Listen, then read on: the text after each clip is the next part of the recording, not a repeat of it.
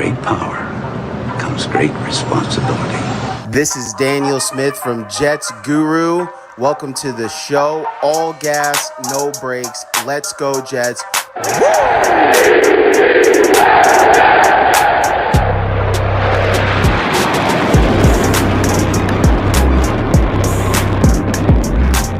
Let's make sure we play like the New York Jets.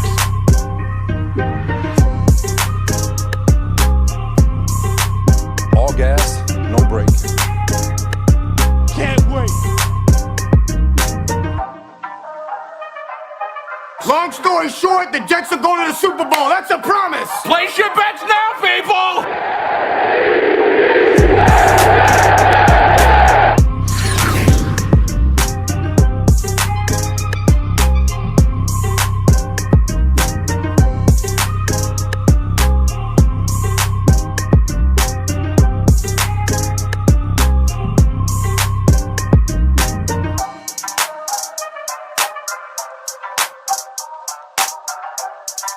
What's going on, Jets Nation? CJ the Painkiller D. Simone here, and you are watching Jets Guru.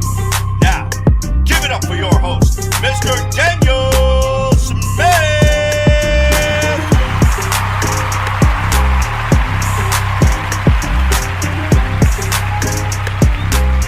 Let's go to eat a damn snack. What is going on out there, New York Jets and New York Jets Guru faithful?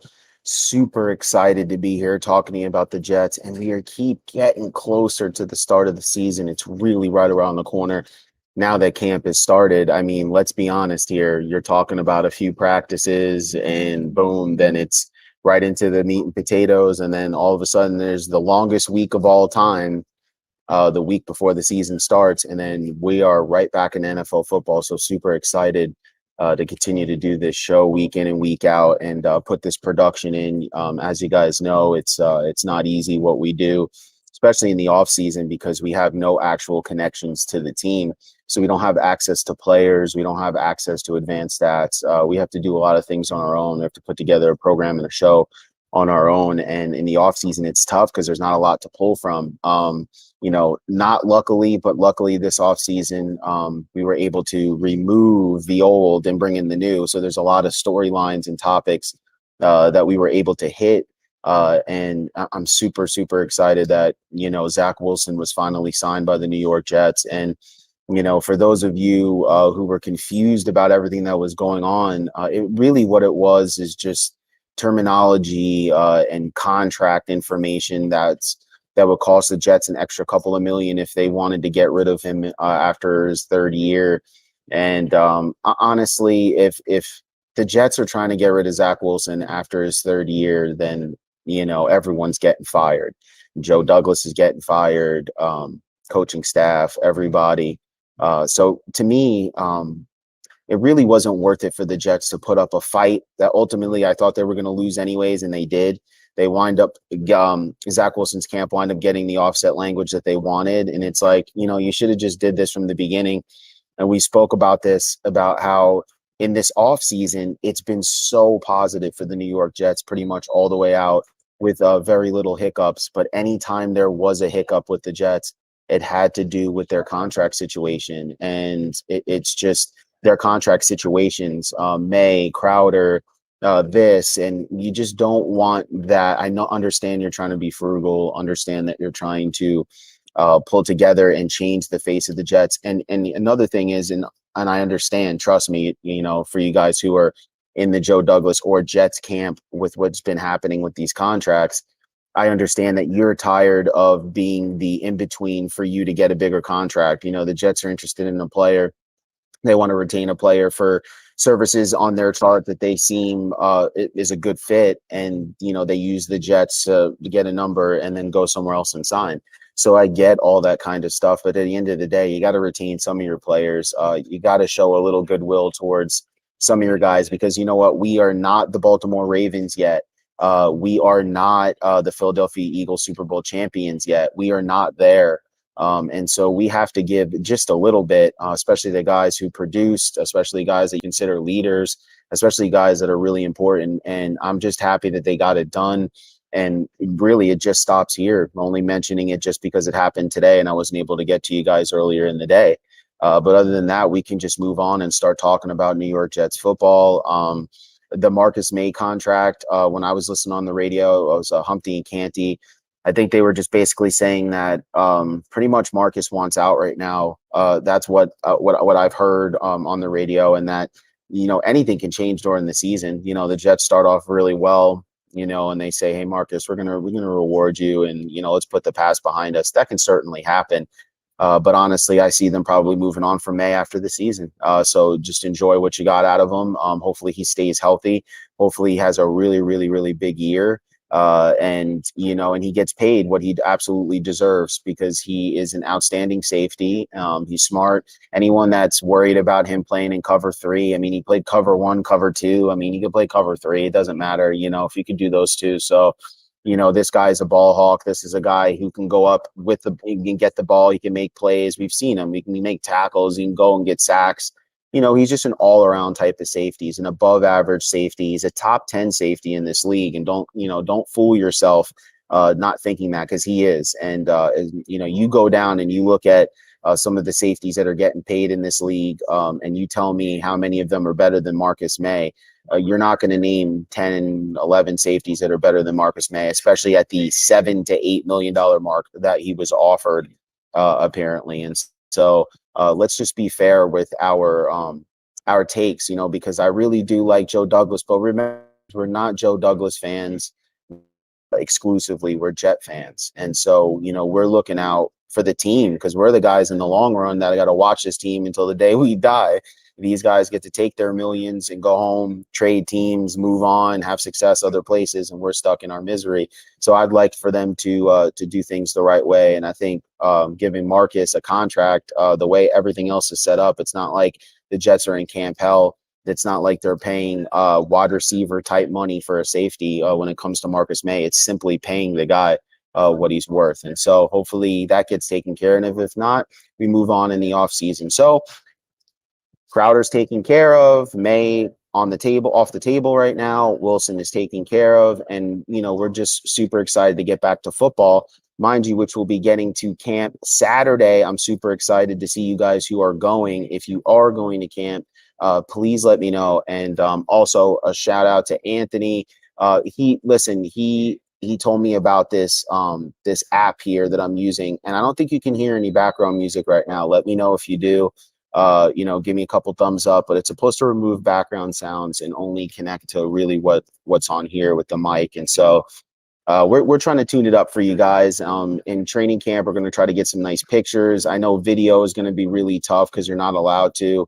And I have a nice camera, so if they see me kind of prolong, they might, you know, try to take my footage or tell me to leave or something. So I'm not trying to get in trouble. And thanks, Ricky, for the update. I'm not trying to get in trouble, but I am going to try to get some nice photos of you guys, because I know a lot of you guys can't get to training camp. I'll do some live videos when I'm out there, you know, try to get a little bit of a vibe for you. And if you see me out there, stop me, say hi, talk to me. I'm definitely approachable. But as we sit here, talk about training camp, let's bring in some other guys. Let's bring in Kevin, and let's bring in Krista, and let's talk about training camp a little bit, because we are underway, and I'm super excited, you know, to have everyone together now. And, you know, one thing that right out of the gate that was interesting to me, guys, to see Michael Carter come out as RB1 right out of the gate. I mean, that just shows you how much they believe in this young man. It's something that, you know, me and Kevin even spoke about on our radio show when the picks were first made. Again, it's the only pick that I actually got right, was them actually picking Michael Carter Jr. But last year, the only pick that I got right was the punter, and I like the punter, Brady Mann. So, you know, so maybe Michael Carter Jr. is Michael Carter is going to be the guy. Michael Carter Jr. You get like so confused. Yeah. It's like, is it the junior? I get so confused sometimes having the junior on there. But you know, we have a cornerback as well. But we're going to get into all of that because there's updates on several positions. But I just want to ask you, and we'll start with you, Krista. So far, the start of training camp, obviously, it's just been a day or two here. But what are some things that you've been liking from the headlines that have been coming out of Jets camp? For me, I like seeing the running backs. Thanks to Mike White and Captain Morgan for all your handoffs. I get to see guys like P. Ryan. That's why I'm always tweeting. I hope P. Ryan proves me wrong. I think P. Ryan is a guy that, unfortunately, with Adam Gase, he kind of been misused a little bit. And you could say that pretty much for the whole entire running back room. I like seeing the fact that Michael Carter has emerged, and I also think Ty Johnson's another guy that's going to fit this offense extremely well in the LaFleur type offense. And you see Elijah Moore just just pretty much being the guy. He looks like a steal at this point for the New York Jets. You see him doing everything that he's asked for. He's always getting open and he's always catching everything. And now with Zach Wilson there, it's only going to amplify this offense more because I feel like the past two training camps, no offense, we haven't been able to see the offense at the full potential because Captain Morgan and Mike White, there's so many limitations between the two, and it only exposes that we need a backup quarterback. Whether you like these guys or not, we really need an experienced backup quarterback, and I think that exposed the Jets as well, how badly we need a backup quarterback in back of Zach Wilson, even though we expect Zach Wilson to play most of the games. But if Zach Wilson goes down, whew, I don't want to rely on those two, no offense. So I think that's the key. And when Zach Wilson goes, I'm expecting to see guys like Denzel Mims, Kean Cole, and the wide receiving room as a whole just get a lot more better because I just think that we only saw one part of it of the offense, and it was good to see Mekhi Becton out there, and of course Vera Tucker. I'm not going to try to pronounce his first name because I know you guys are going to come and say you're going to call him Skin Moisturizer. I'm still trying to learn how to say his first name, guys. So he's going to be called Vera Tucker until I can properly learn his first name. And they've been opening up holes. It's good to see them open up holes. And our offensive line looks like a big strength for us with Morgan Moses out there. And yeah, I like seeing the offensive line being able to create holes because the offensive line has been a big weakness for the Jets for a while. And of course, Carl Lawson, even though he went to Auburn, he's been getting pressure. He's been getting those sacks. We finally have a pass rusher. I'm very confident saying that Carl Lawson has been looking very well. Absolutely, yeah. And listen, I'm super excited about all the new additions as well. Obviously having the quarterbacks out there that are not named Wilson. I like Connor Hughes' reporting because he's just very to the point. He's very to the point. He doesn't really go into opinion too much. It's just kind of like what he sees, and it seemed like a lot of missed throws by the second and third team units at quarterback, and so it's good to get Wilson back out here and start working with these guys because remember, even though we love Elijah Moore, a lot of those highlight plays that he was catching there in rookie camp were coming from Wilson as well, and so we got it. So I'm excited to see what he could bring to the table. But you mentioned Mekhi Becton. He better get it together, Kevin, because like we spoke about Carl Lawson, it looked like Lawson won the day today at camp and really gave Becton a hard time. I know how excited we are to have Lawson over to the Jets. What do you think about? And I mean, you're seeing from day one just what we thought about the guy. How excited are you to have Lawson in the building, and what are some things you've seen and heard over the first 2 days that get you excited moving forward? This is exactly what you want from Mekhi Becton in camp. Like, you want him to have a Khalil Mack across from him, right? That's how these guys become elite, right? That's how in Baltimore you have guys that are teaching Stanley how to become an elite left tackle. So if you have a guy who every single day is going to be as good, if not better, than the pass rusher that Becton's going to face on Sundays, that's exactly what the Jets needed to get to make him a better player. And that's exactly on days like today. I think he beat Becton twice. He had 3 sacks today, 2 of them on Becton. Like, that's what you want to see.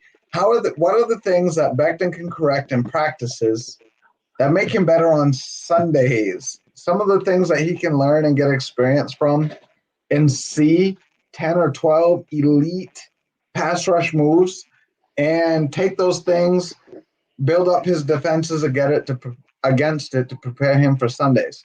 So, I mean, of course they're excited about that. Becton hasn't faced – I mean, the Jets haven't had elite pass rush talent for a little while outside of some, like, you know, schematic things that Rex Ryan and others and Greg Williams could do and say, I'm going to outsmart you to develop a pass rush, but not a guy who just beats you one-on-one. And we always talk about it, John Abraham or whatever. But this is a guy, elite athleticism, elite strength. Make him better every single day in practice. And Krista, I think you talked a lot about the offense, so I won't spend a lot of time there. I told Daniel some of the things I watch for. I can't evaluate the offense very well until Wilson is there, Exactly. right? So these first couple practices, to me, when I look at the offense, is kind of a wash, right? Like, Yeah. I posted some things in live rounds a little bit today. Davis was open when there was an interception made. The point is the route was run well, right? The play wasn't executed well, but the route was run well, and you can't help if you got second and third string quarterbacks against first team D.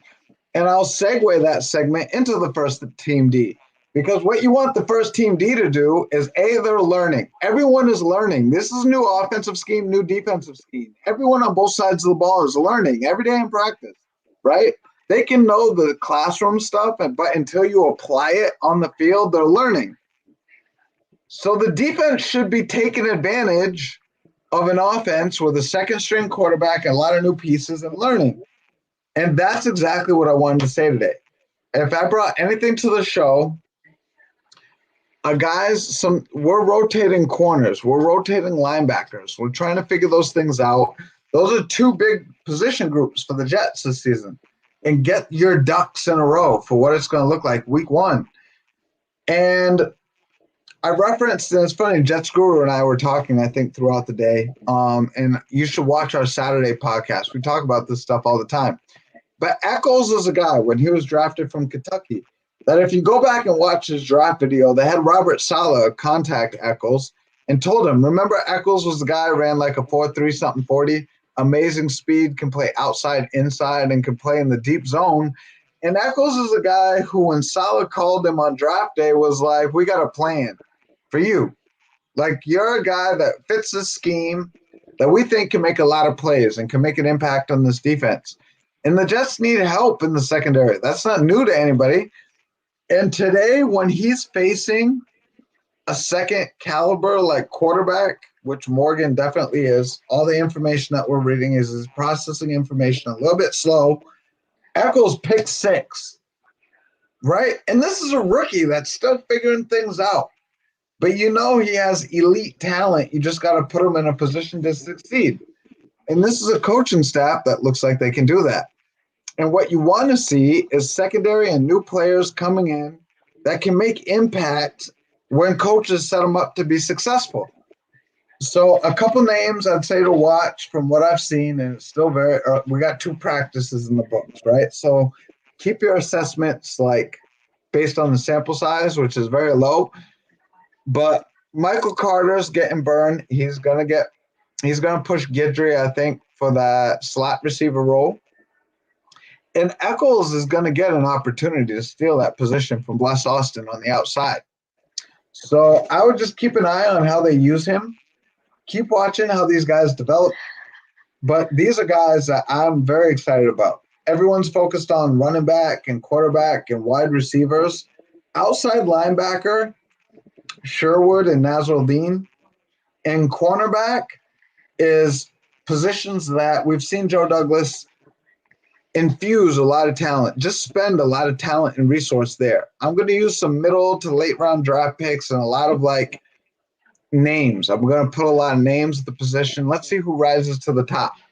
And keep an eye on Eccles. He is a guy who made a play today, but is a guy Saleh thinks he can put him in position to make plays. And that's going to be interesting to watch as this offseason unfolds.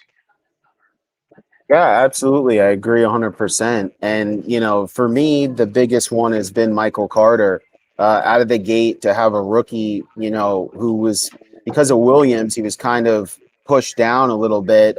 He is a smaller back. That probably hurt him a little bit too. But this is a guy that had extreme production out of North Carolina. This is a guy who was a leader at North Carolina, and this is a guy who was comfortable with the rotational backfield even through college. And so for a guy like Michael Carter, he didn't really play under the necessary one back rules all. So he played under that rotational backfield. I think he's a perfect fit with the New York Jets.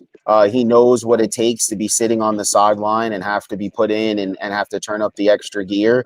He knows what it's like to take starting reps. He knows what it's like to let the hot guy go and then you have to sit back. He's also a good pass catcher as well out of the backfield, and his shiftiness and his movements are being seen already, much like you're seeing from Elijah Moore's footwork. You're starting to see that from Michael Carter as well. And so if they can hit on Michael Carter and they can hit on Elijah Moore, I mean, this spells really big things for the New York Jets. If you can get a starting running back and you can get a starting receiver and I think Vera Tucker is going to be advertised. Yep, absolutely. And I mean, and you're totally right about the defense. I mean, this is a great opportunity for these young guys. And, it was a good play by Joe Douglas. I think, we've seen the Jets go heavy defense before and kind of, play scared and just kind of fall into their defensive mindset and mentality and say, we're going to protect the defense and kind of move along slowly with the offense. Well, Joe said, no, I've already sat here with a guy that wasn't my guy that I drafted.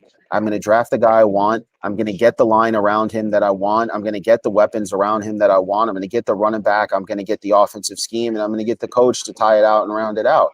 And I love that Saleh's comfortable with that. Most coaches that come in, an offensive coach comes in, they go offense heavy. A defensive coach comes in, they go defensive heavy. Well, Saleh's comfortable with what they got, and he's comfortable, and they are comfortable as an organization because they know they're in it together as a team, that, this is going to take time.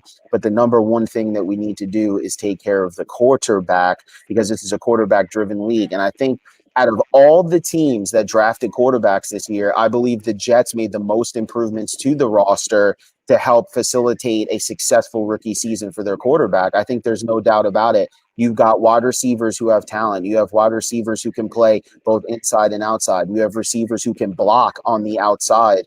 You went out and get a right tackle to replace a right tackle who was already, pretty average, not bad. Now you give your offensive line more depth. You go ahead and draft a running back. You bring in Tevin Coleman, a veteran who knows the scheme and what's going on. And I just think they've done an excellent job. And, on defense, he said, hey, listen, at cornerback, I'm going to get a couple of young guys in here like Eccles and Carter Jr. And, we're going to see what they got. And we got Bryce Hall and we have all these guys. And so I think that this is a great opportunity for these young guys to show their face, because next year the Jets are going to have still 2 first-round picks, 2 second-round picks, and more. And they are going to address the cornerback situation if a young man does not step up out of the woodworks. And these guys who have an opportunities to be starters on the outside or in the slot are going to be kicking themselves if they don't step up this year and the Jets have to go out there and spend money or more draft capital on a cornerback situation because no one was willing to take the prize. So what I want to see out of this camp from the cornerback position is I want to see someone take the damn reins. There is no one corner on the Jets roster that can legitimately say, I am the number one guy here. And so I want to see a bunch of young guys go out there and compete and try to take this job because that's what we ultimately need, because next year the Jets are going to need a number one corner, and it would be nice to have another one alongside of him, or at least a solid number 2 that you can count on with a slot corner who can actually hold the fort a little bit on the inside. And so this is it, man. I mean, you're not going to get any better of an opportunity if you're a young cornerback. So to hear Eccles do some things out there, granted, maybe not against Zach Wilson, you still got to be excited to hear that the defense is ready to go and they're chomping at the bit. But other than that, guys, I really appreciate you talking training camp with me. And again, we'll be there Saturday to get more pictures, more information for you guys to put on the page. But I know Krista, and thanks, Kevin. I appreciate it. Tell us a little bit about live rounds really quick before you get going, where people could find you. Obviously, they know your face on the Guru. Where else could they find you? Yeah, no, live rounds usually on Wednesday nights. We'll post updates when we're able to get our site up and running. But definitely appreciate everyone in the comments. Definitely appreciate everyone in the comments and in the show today. Check out Daniel and I on Sunday mornings.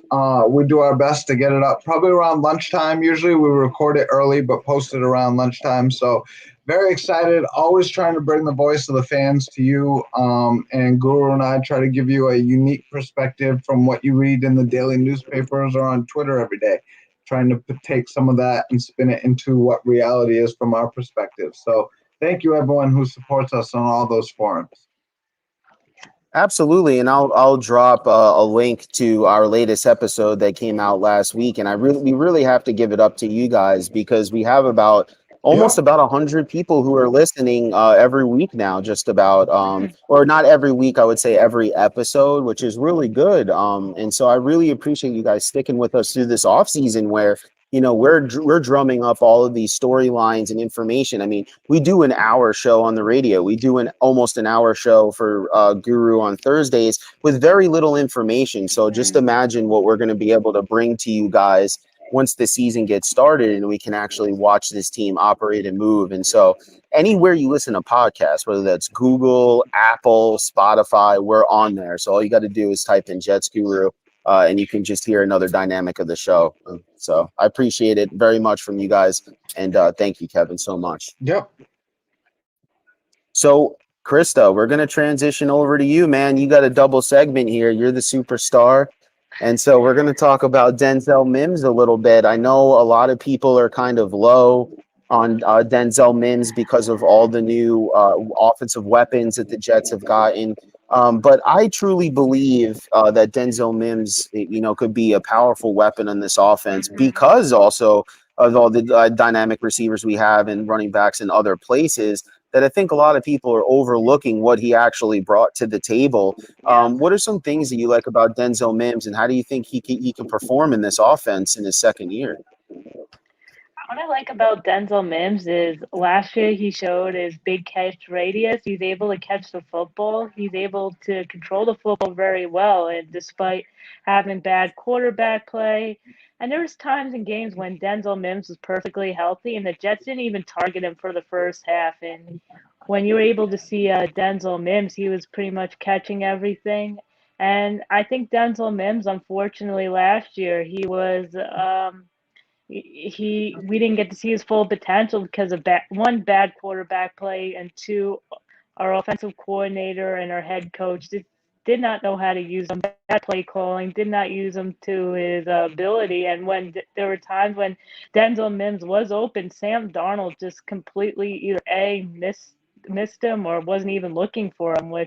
And there was times where Denzel Mims has been open and Sam Darnold doesn't even look to his first or second. He'd only look to his first read. He wouldn't look to his second read where Denzel Mims is open. And like you see in that play right over there, you see Denzel Mims being able to catch the football very, very well. I think a lot of people, they see Keelan Cole, they see Jamison Crowder, they see Elijah Moore, and of course Corey Davis, and they all do well.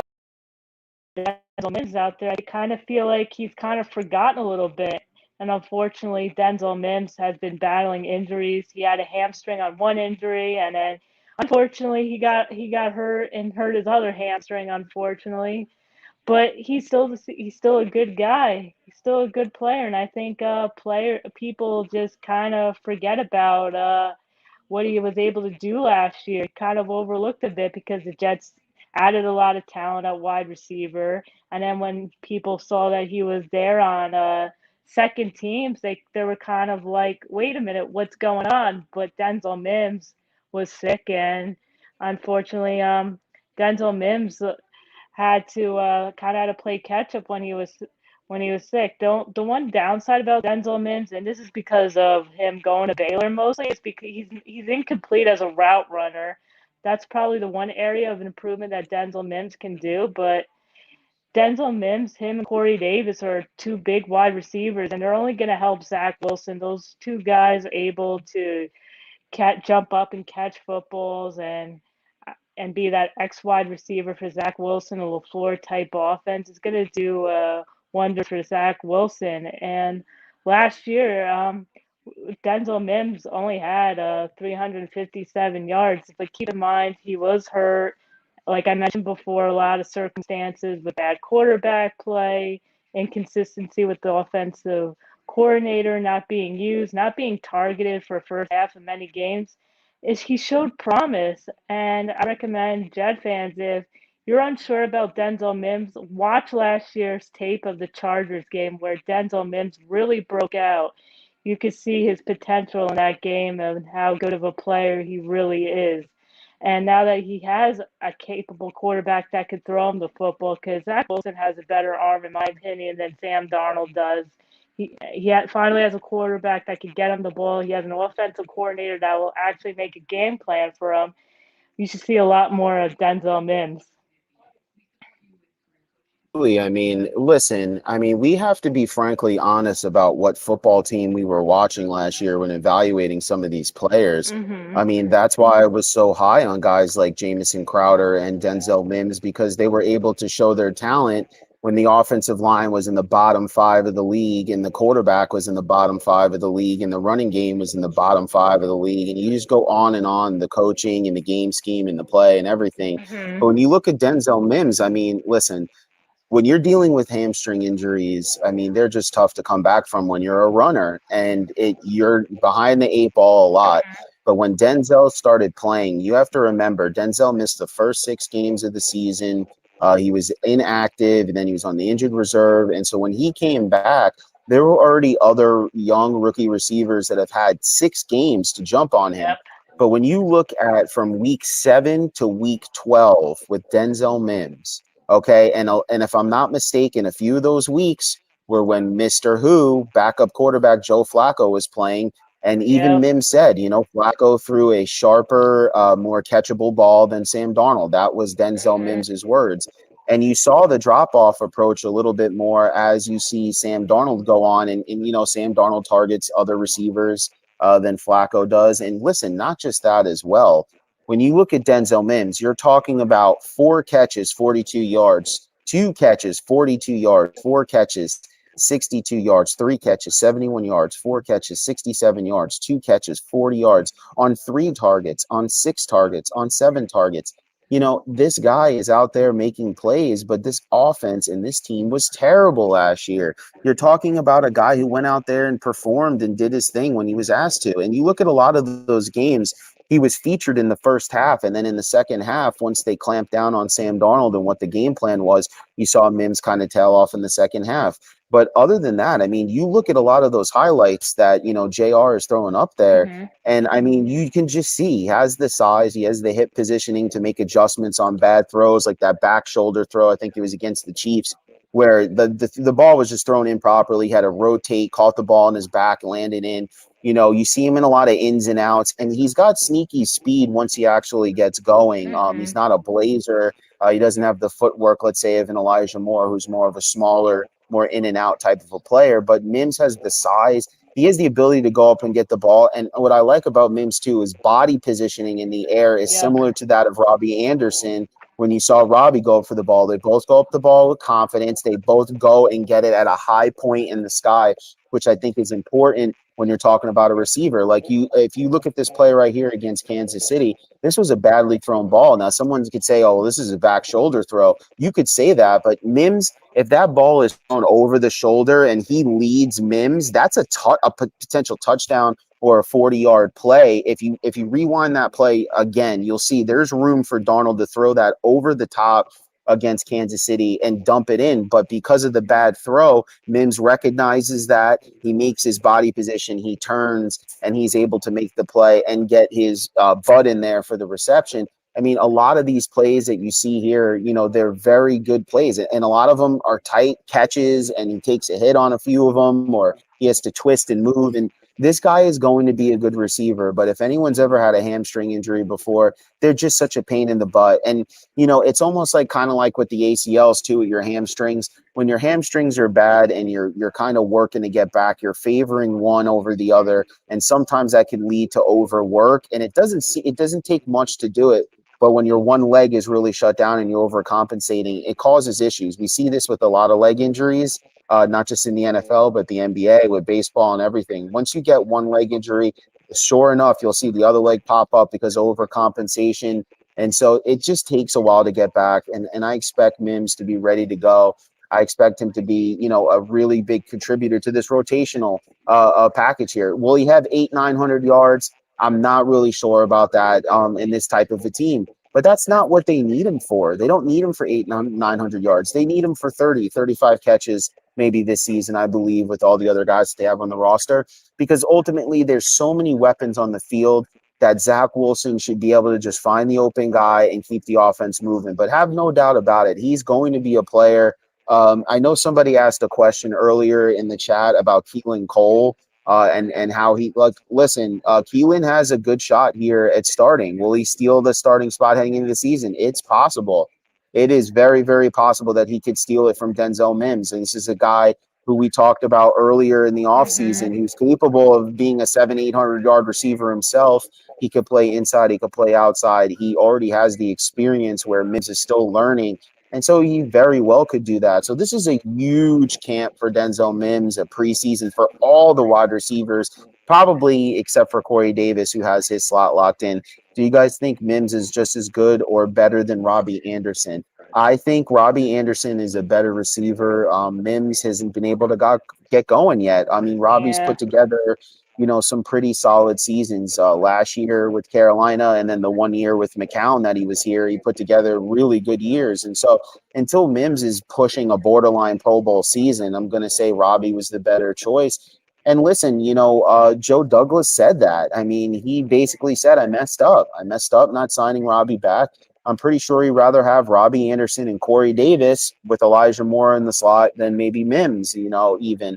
I think Robbie just has that kind of over-the-top type of straight-line speed that I think that you need in the NFL. I think that you're going to see him have an uptick in play there with Sam Darnold back over Teddy Bridgewater. Sam is not the greatest throwing the ball down the field, but he'll have a little bit of protection with McCaffrey. And I think ultimately that's why Elijah Moore was drafted, because even though they brought, Corey Davis here, you still need a guy who can take the top off of the defense or get you scared because it's just hard to control him. And I think a guy with Elijah Moore, you can work him inside, outside, inside, and just kind of place him wherever he's hot and really cause havoc in the defense.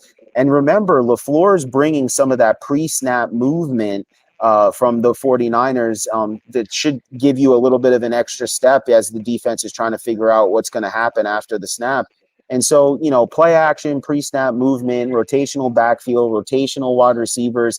It's going to really be a tough assignment for the defense out there to try to understand what they're doing, because all these guys can do different things and bring a different element to the offense. So I'm really excited to see how LaFleur handles this offense and how he calls plays. That's what I'm really, really interested in, Krista. We've been talking about what the Jets have talent-wise, but what are they going to do scheme-wise? I'm very interested to see. What does he do on a second and 1 or a 3rd and 1? Or, what does he do in a 3rd and 10 or 3rd and 12? Is he just going to hand it off up the middle, or is he going to have some pre-snap movement, play action, and take some chances down the field? I mean, I'm excited to see what they do. Remember, the motto is all gas, no brakes. I think that's going to extend not just through the defense, but through the offense.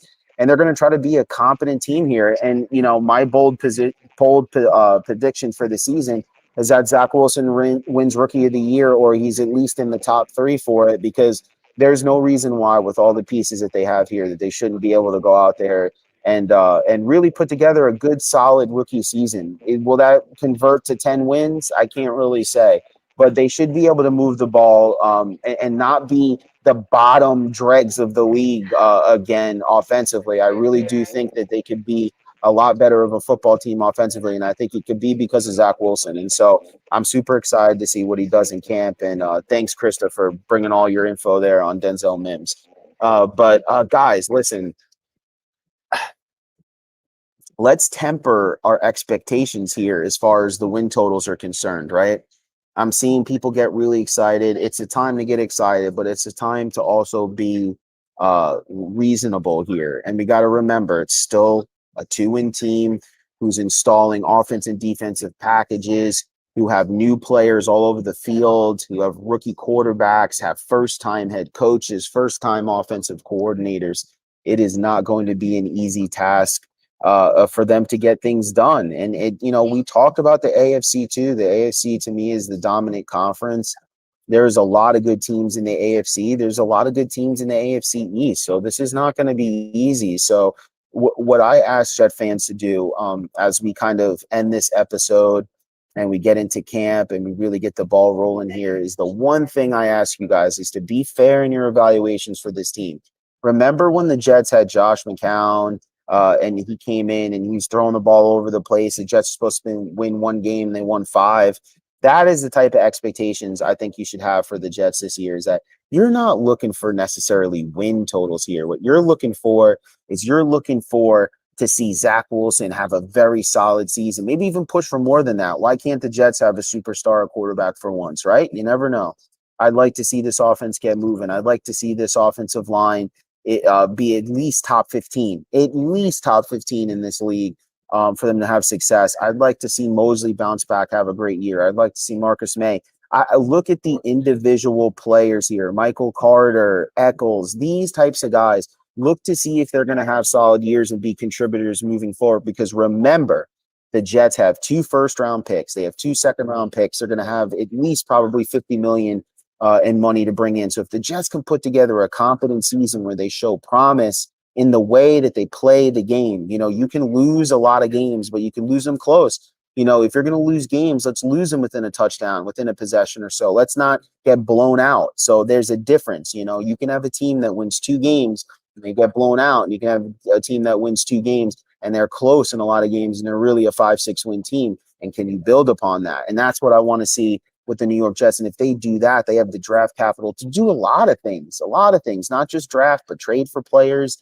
They have the power, they have the key. So all they have to do is just open it up. They've done everything in the offseason you could possibly do for a 2-win team to kind of bounce back and have everyone look at the team in a positive light. They just have to follow through and go ahead and get it. And I think they'll have a successful season this year. And let's have fun this year, right? Last year was an absolute disaster for New York Jet fans and for football fans and for a lot of people just in life. And so let's get back to playing some good football here. It's very, very possible that we can be having fun watching our young team kind of grow together and building together and not be so critical of what they're doing on the football field, because everything is really brand new. So we have to hope for individual success. But with that being said, guys, thank you so much. Please subscribe on our YouTube page, Jets Guru. It'd really help us out. We're trying to find sponsorships. We're trying to find people that'll help this show grow and take it to the next level. But we can only do that if we could present them things that show that we're growing. And so one of the pages that they want to see is they want to see the YouTube page growing. So even if you're not on YouTube, if you have an account, sign on, type in Jets Guru and hit subscribe. Instagram, type in Jets Guru, hit subscribe. Facebook, hit subscribe. On Twitter, it's at Guru Jets. So it's a little bit different. And as always, on Sundays, we have a great radio program for you. It usually comes out in the afternoon. Sometimes I save it for Monday so you guys can listen to something on your drive to work. And that is on Spotify. It's on Apple. It's on Google. It's on every place that you listen to podcasts. And let's keep this thing growing. Hopefully the Jets facility doesn't take my camera from me on Saturday, because then you'll see me in the paper because it's brand new. I will not be taking video. I will be taking pictures and trying to get you guys coverage. So if you haven't, also on the page, I think you can click on the top where you can get alerted, because I'm going to be doing a lot of live videos on Saturday and trying to get you guys some coverage of what I'm seeing out there from the Jets groupings. Last time I was at training camp, I had a really good look at linebackers, and it was just awesome. And so it's been an amazing time this offseason, getting to know all you guys, kind of trying to find things to talk about in with not much information to dig up. And hopefully this year we get more contacts, we speak to more players, we get more interviews, and we keep this thing growing, and you guys can all be a part of it. And so I really, really appreciate it. And thank you, bro. I appreciate it. And listen, the beard's just going to keep getting better and better, just like I am, just like you guys are. Just keep being positive, keep moving forward. Don't give up on your dreams. Treat people with respect. Love each other when you can, but don't get disrespected. And let's take care of each other and be safe. And I'll see you guys on Saturday at training camp, right? So love you guys. And JR has got a nice vintage Jets highlight for you guys. I know you guys aren't the hugest fan of this guy, but he was a Jet and he does have like, some exciting moments with us. And so JR, take it away. We're out.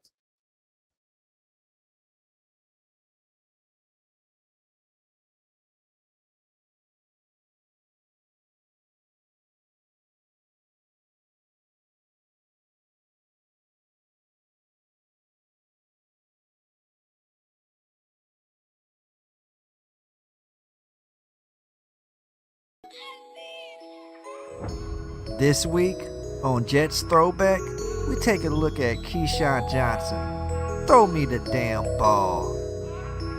The New York Jets drafted Johnson with the top overall selection in the 1996 NFL Draft. He was the first wide receiver selected with the number 1 overall pick since Irvin Fryer was chosen by the New England Patriots in 1984. KeyShawn went on to play 4 years with the New York Jets, racking up 31 touchdowns and just over 4,000 yards with 4,108. And did I forget to mention he also was a 2-time Pro Bowler.